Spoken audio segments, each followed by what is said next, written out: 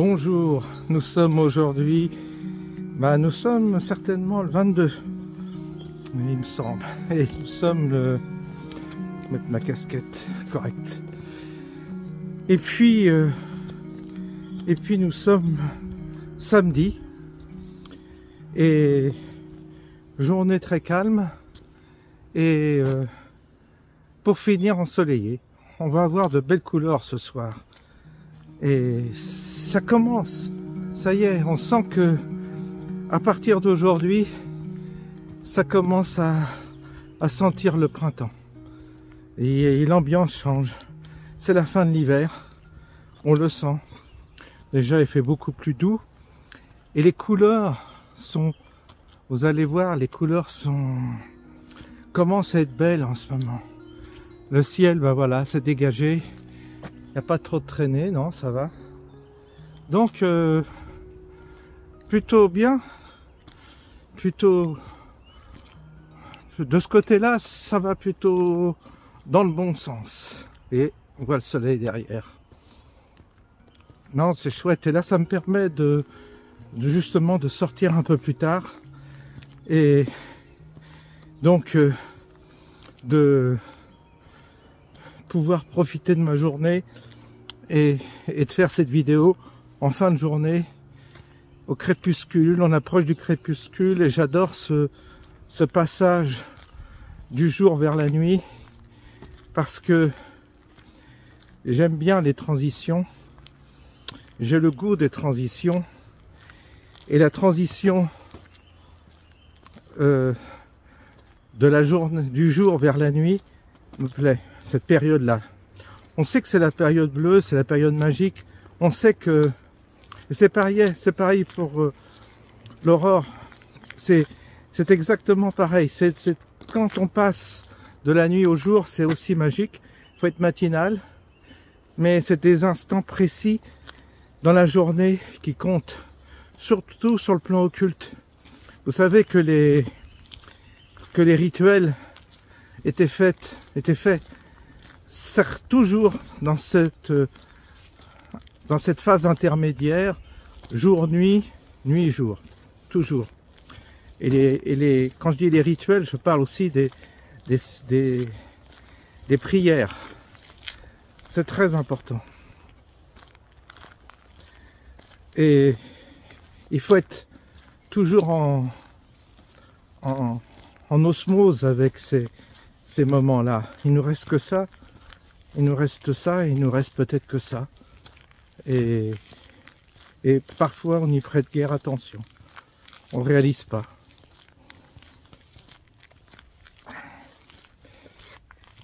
Et ça, vous ne le trouverez pas au salon de l'agriculture, évidemment.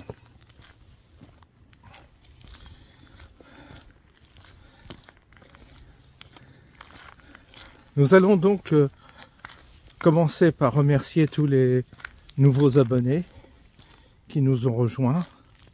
Ils découvriront progressivement, à chaque fois je le dis, mais ils découvriront cette chaîne, ils découvriront le personnage et l'éclectisme parfois aussi de ce que je propose. Parce qu'il y a des petits clins d'œil gentils et des petites séquences parfois un peu polémiques, provocatrices. Et puis il y a aussi ce chemin que je fais régulièrement, où là on est parti pour 40 minutes. Donc tous ceux qui ne supportent pas, qui ne me supportent pas sur un temps aussi long, coupez immédiatement.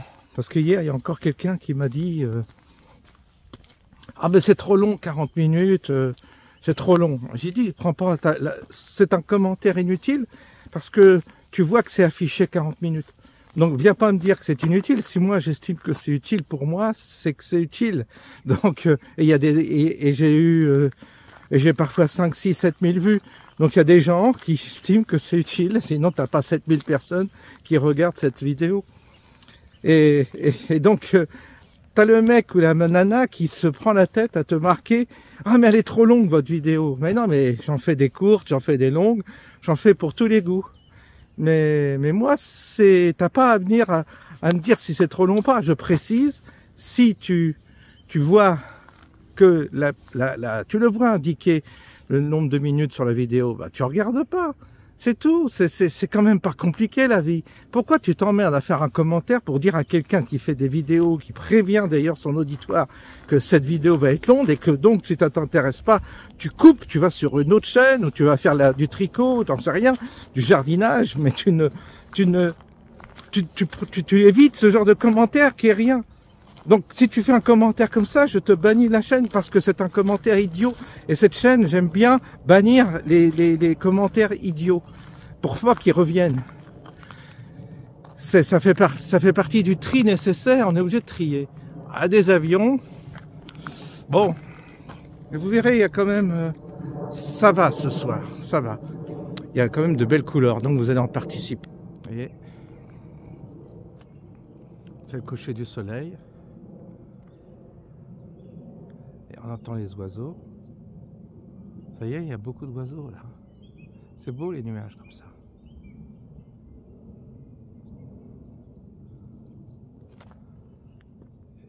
Et ce nuage là, il est particulièrement beau.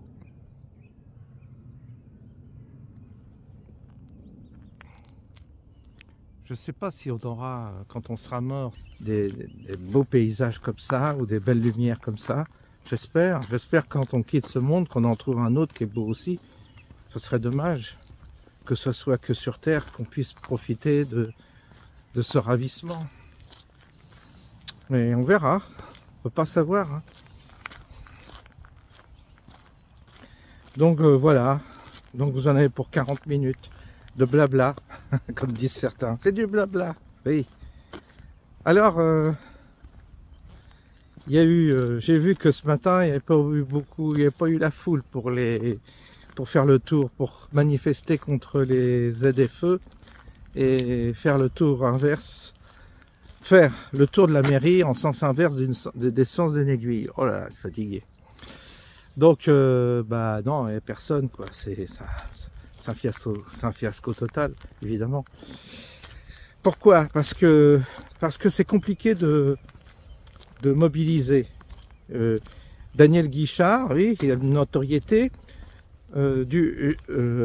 Monsieur Jardin, comment c'est son prénom déjà, je sais plus, Alexandre Jardin,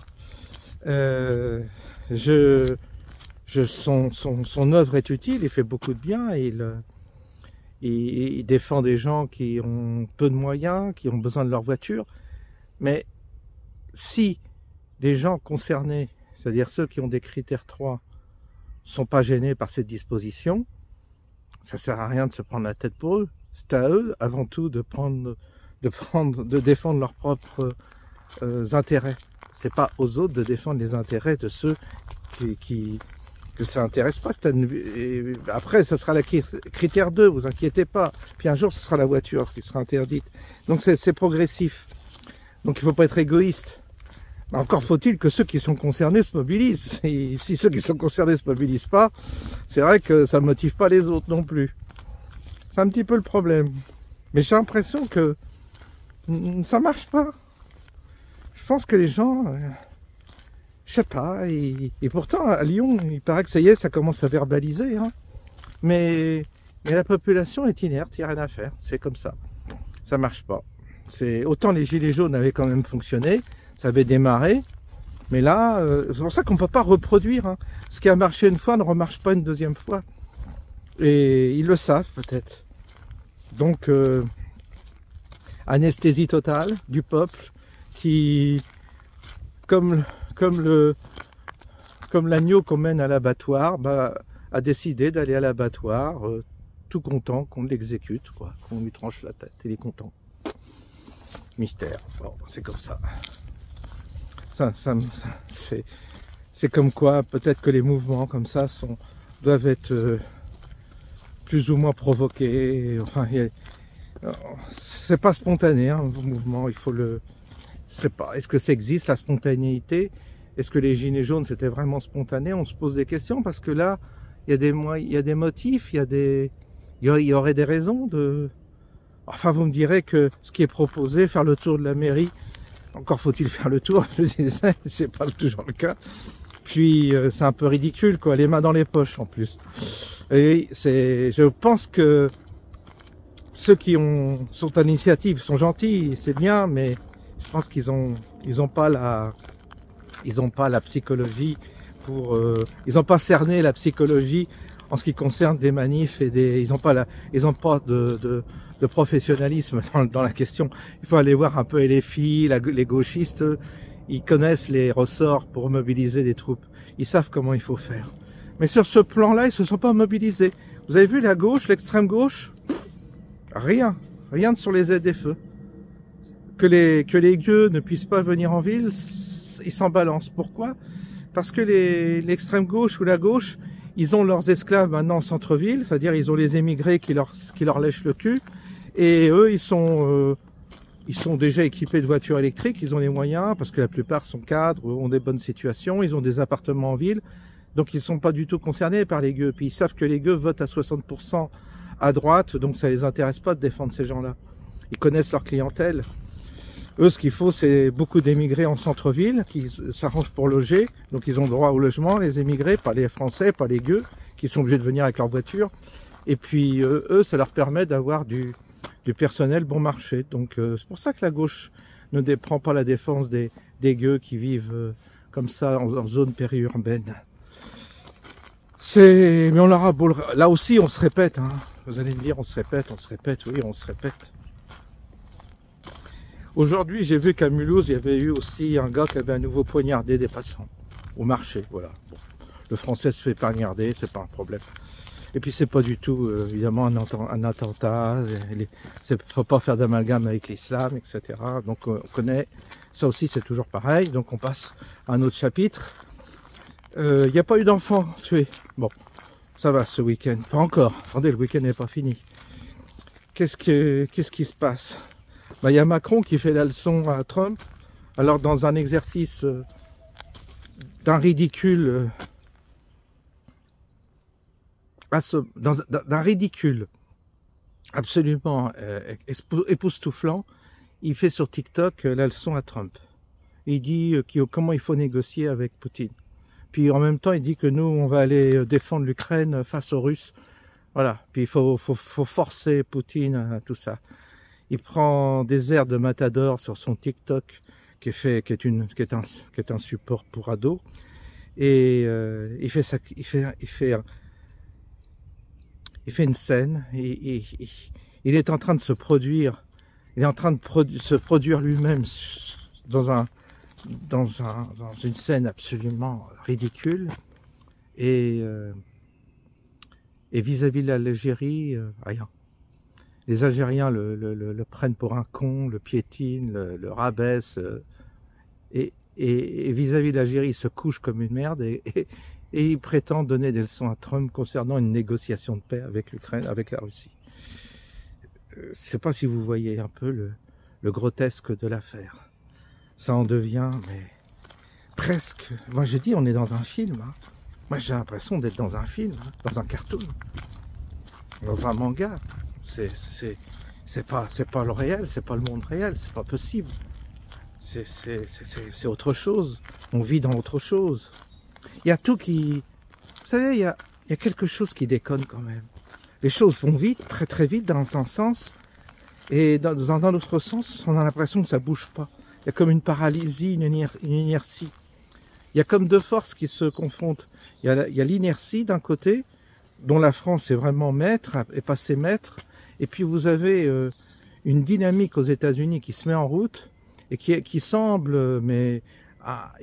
avancer à une vitesse au galop, mais c'est incroyable. Et je disais à un ami cet après-midi, mais tu vas voir, il y a des révélations, et on s'aperçoit que de plus en plus, tout ce que les complotistes disaient est en train de se réaliser. C'est-à-dire toutes les thèses complotistes, que ce soit la Lune, que ce soit le 11 septembre, que ce soit les chemtrails, que ce soit le vaccin, tout ça, tout est en train de presque d'être révélé comme une chose réelle. Et toi-même, tu dis, waouh, toi, tu étais toujours là, en disant peut-être, mais je me mouille pas trop, parce que, puis maintenant, officiellement, ils ressortent les dossiers. Sur le 11 septembre, ils vont sortir les dossiers. Qu'est-ce qui nous attend? Ça dépasse l'entendement, tout ça. Et Kennedy, le meurtre de Kennedy, pareil. Maintenant, presque tout le monde sait qu'Israël est derrière la mort de Kennedy. Ça c'est quand même des révélations vertigineuses, surtout dans le contexte où on est. Donc, vous voyez, il y a des... il y a des choses qui arrivent, qui étaient plus ou moins suggérées par des mecs dans leur petit coin, qu'on étouffait immédiatement. Toi, t'es complotiste, tout ce que tu dis, c'est idiot, tout ça. Puis d'un seul coup, c'est en train de sortir et d'être validé, plus ou moins, mais on y approche. Et ça va vite. Alors là, le mainstream est complètement paumé. Les gens chez nous en France, comme nous, on vit dans un carcan idéologique depuis des années. On est dépassés. Ils sont dépassés, ils sont en panique totale. Ils ont comme recours que l'anathème. Et donc c'est la panique. C'est que maintenant le moindre mec qui pense pas comme toi, c'est Hitler. C'est Hitler, t'es nazi.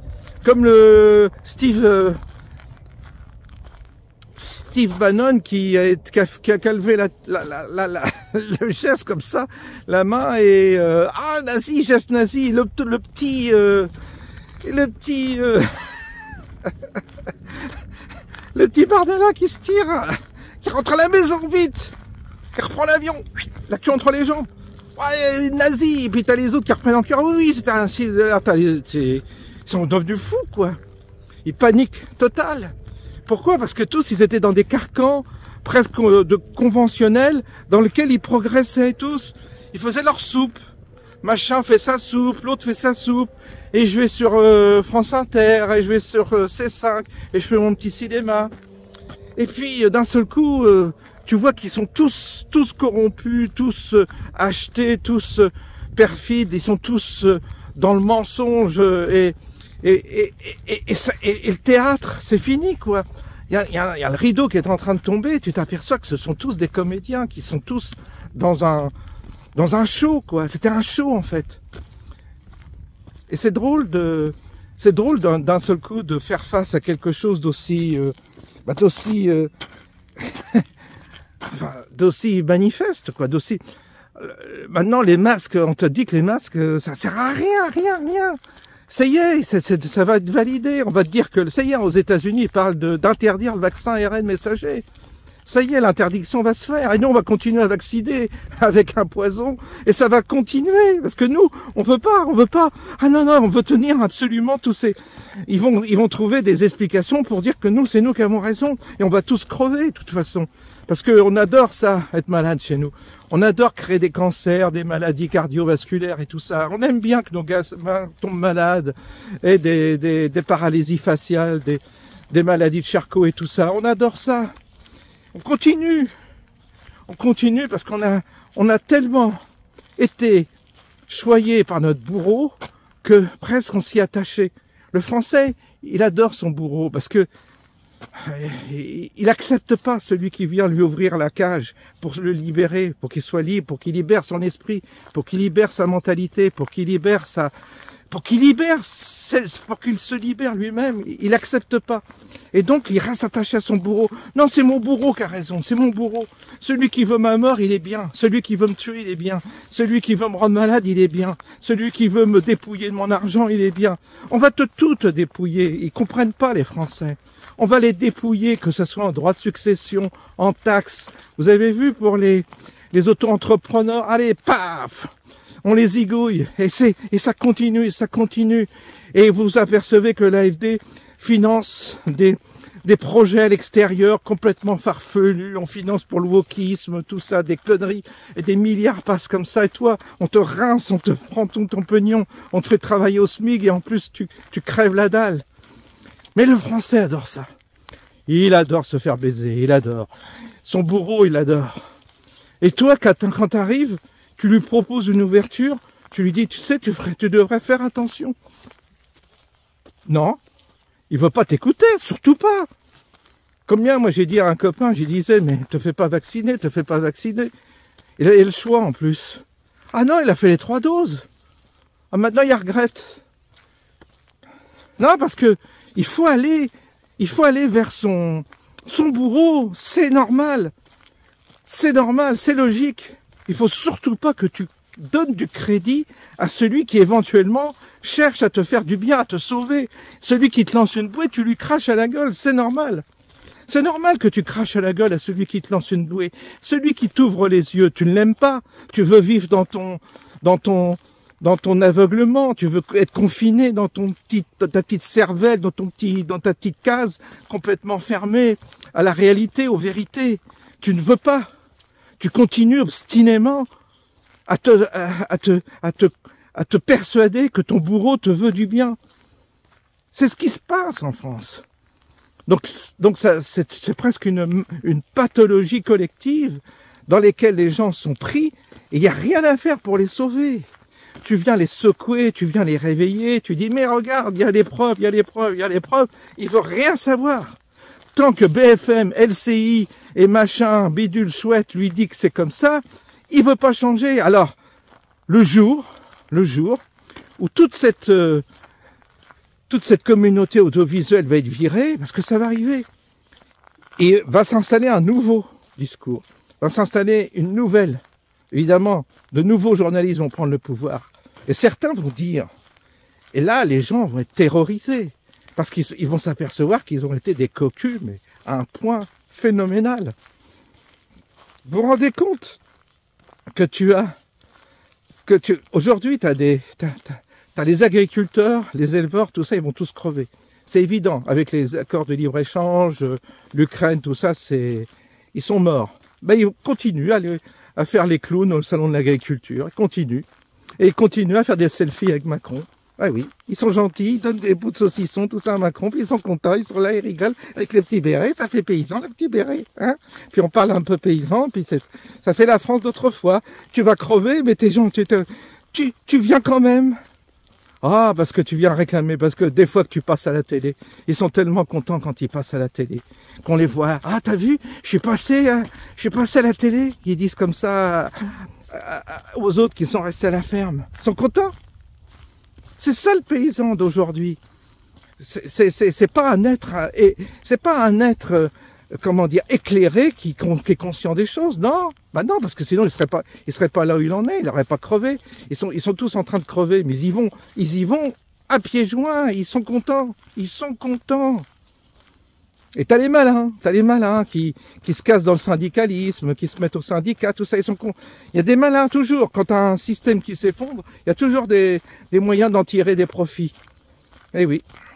Il y a toujours quelques rapaces qui viennent exploiter le truc pour se remplir les poches. C'est ce qui se passe. Un milieu, de toute façon, pas intéressant. Pas du tout intéressant.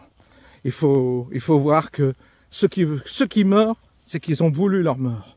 Ceux qui meurent, ceux qui déclinent, c'est qu'ils l'ont voulu, parce qu'ils n'ont pas eu le discernement et ils n'ont pas eu l'intelligence de prévenir les causes qui allaient provoquer leur défaite et leur mort. Ils n'ont pas anticipé, ils n'ont pas vu venir. Ils sont donc coupables de négligence au niveau intellectuel, mental. Si tu as une bonne analyse, et si tu es intelligent et tu analyses bien les choses, tu échappes à la mort fatalement parce que tu anticipes d'après les éléments qui sont évidents quand on les regarde. Il y avait beaucoup de choses évidentes, et bien maintenant, voilà, quoi, c'est normal. Vous savez, le plan social, comme dit De Villiers, le grand plan social qu'avait prévu Houellebecq, en disant que ça c'était le plus grand plan social, c'était la fin de l'agriculture. Ben lui, Houellebecq, c'est un type qui a tout vu, tout. Il a vu la soumission à l'islam, il a vu le plan social des paysans. Mais les paysans, ils ont voté Macron, 60%. Puis voilà quoi. Qu'est-ce que tu veux sauver des gens qui ont voté Macron? Il faut être con pour voter Macron quand même. Bah t'as 60% de cons. Et donc ils vont crever. Bah oui, bah c'est bien fait pour eux. Qu'est-ce que tu veux que je te dise? Ils l'ont voulu, ils l'ont cherché. Hein. On va pas les plaindre non plus. On va pas continuer à plaindre ceux qui ont donné à manger à leurs bourreaux. Il faut à un moment donné nous-mêmes arrêter de dire ah c'est triste, c'est malheureux. Ils sont tous là. Non, arrête. C'est fini. Il faut aller voir les choses. Maintenant, c'est trop tard. Bah, c'est comme ça. Bah, écoute, bouffera des insectes, puisque de toute façon, c'est ce qui est en train d'arriver. Ah oui. Vous savez, et puis combien comme ça, combien de gens que j'ai vus, j'ai rencontrés, je vous dis, qui ont tellement vécu dans le déni, dans un déni tellement. Si vous saviez, les discussions que j'ai pu avoir, les échanges tendus, les bagarres.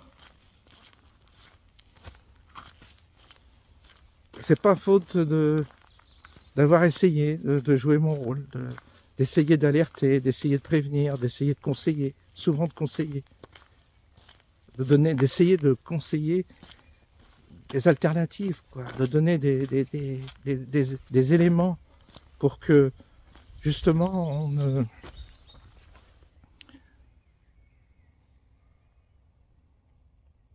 Mais non, vous savez, quand on n'a pas de crédit, on a beau parler, il faut avoir une autorité, et encore quand... C'est pour ça que je comprends De Villiers. De Villiers, il a averti, hein, il a trimé, il en a... Qu'est-ce que tu veux? Il a essayé d'éclairer les gens sur l'Europe, surtout. Et puis à chaque fois, il s'est ramassé des gamelles parce que... Ah non, De Villiers, c'est un con, ceci, cela.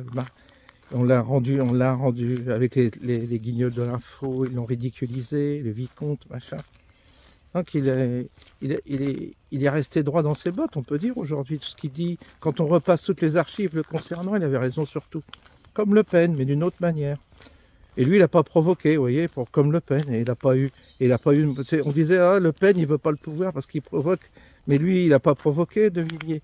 Il a essayé de se tenir en dehors de ses provocations. Et puis ça ne l'a pas du tout rapporté non plus. Hein. Il n'a même pas de parti, il n'a rien. Il a réussi à rien faire, finalement. Donc peut-être que parfois il faut provoquer, justement. Peut-être que la stratégie de Le Pen n'était peut-être pas si mauvaise que ça. Parce qu'il ne faut pas se faire d'illusions. Vous allez voir, le Rassemblement national, ils sont en train de se coucher sur tout, ils vont tout perdre. Tout. Parce qu'ils vont être baisés. Le système va les baiser, ils font toujours comme ça. Le système sait faire. Il les amadoue, ils cherchent le compromis. Les autres sont tellement contents d'être fréquentables qu'ils se laissent avoir. Et d'un seul coup, tac, ils vont couper. Non, il faut être intraitable. Il faut pas de compromis, être intraitable. Mais pas de compromis avec les bourreaux, bien sûr. Pas avec des alliés potentiels. Et ça, si vous voulez, De Villiers, il a essayé d'être plus ou moins dans le système. Il a essayé d'être dedans, essayé de faire progresser, de changer, d'influencer. Ça n'a pas marché. Il le sait bien. Et moi, vous savez, j'ai essayé aussi, j'en ai eu des discussions, des échanges, mais ça servait à rien. Dans l'église, pareil, ça servait à rien. Ils étaient obtus, tellement obtus. J'ai toujours eu affaire à des gens très fermés, très obtus, puis très orgueilleux, toujours en prétendant, ils défendent toujours le système, toujours. Et je, ah non, mais t'exagères. On me disait, combien de fois on m'a dit, ah mais t'exagères, mais non. Et je n'exagérais pas, je disais simplement les choses telles qu'elles est, je disais, voilà, aujourd'hui on en est là et demain on en sera là. Parce qu'aujourd'hui, constatant ce que je constate, j'en déduis que demain on en sera là. Et donc moi j'essaie toujours de prendre, enfin tout au moins de me laisser guider en fonction de l'évolution des choses, quoi. C'est pour ça, quand je vous dis qu'on va être obligé de partir à l'étranger, c'est pas impossible. Hein. On va peut-être en arriver là. Hein. Ça va être très compliqué, la France. Très compliqué. Et c'est pas de gaieté de cœur hein, qu'on partira à l'étranger. Mais c'est une option. C'est une option qui est envisageable, compte tenu de ce que je vois aujourd'hui. Parce qu'il va y avoir une délinquance qui va être terrifiante hein, en France. Ouais, ça va faire mal, hein. Ça va faire très mal. Et tous les jours, hein, il y a des crimes, tous les jours, il y a des agressions, beaucoup. Et ça, c'est une réalité, mais beaucoup n'ont pas voulu voir. Et puis, maintenant, c'est trop tard. C'est trop tard. On n'arrive plus. Aujourd'hui, les forces de police s'attaquent justement à des gens qui alertent. Ils enferment les identitaires, les associations d'identitaires, tout ça, sont immédiatement dissoutes. Alors là, ils sont d'une répression terrible. J'ai vu un youtubeur qui parle d'autodéfense, tout ça. Ils ont fait une perquisition et tout. Ils sont en train de l'emmerder. Parce que aussitôt que tu t'exprimes dans ce sens-là, tu peux avoir des ennuis.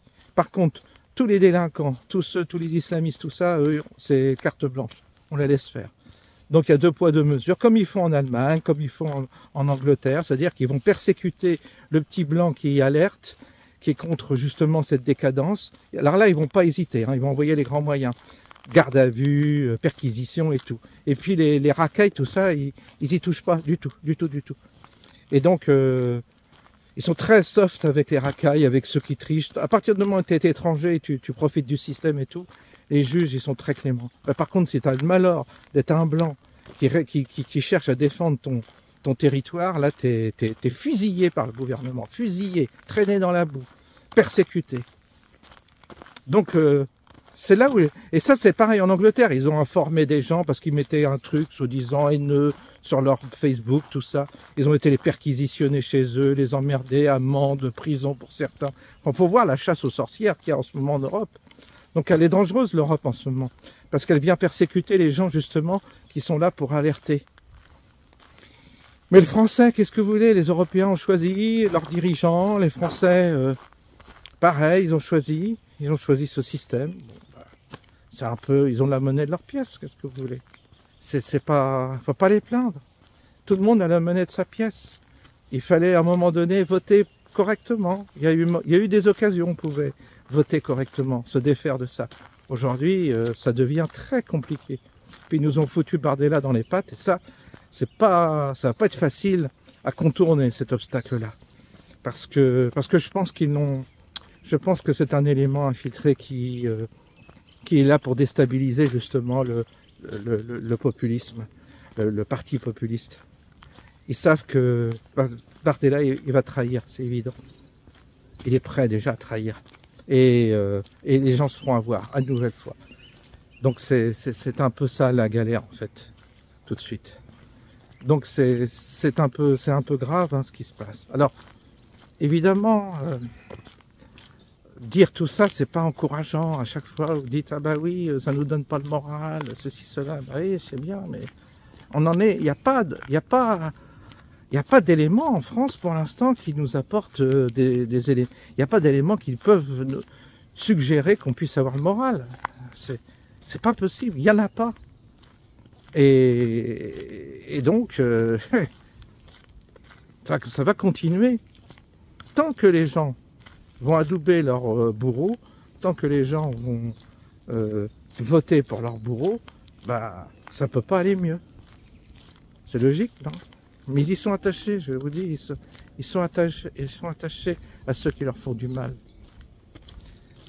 Vous voyez, on entend les oiseaux. Là.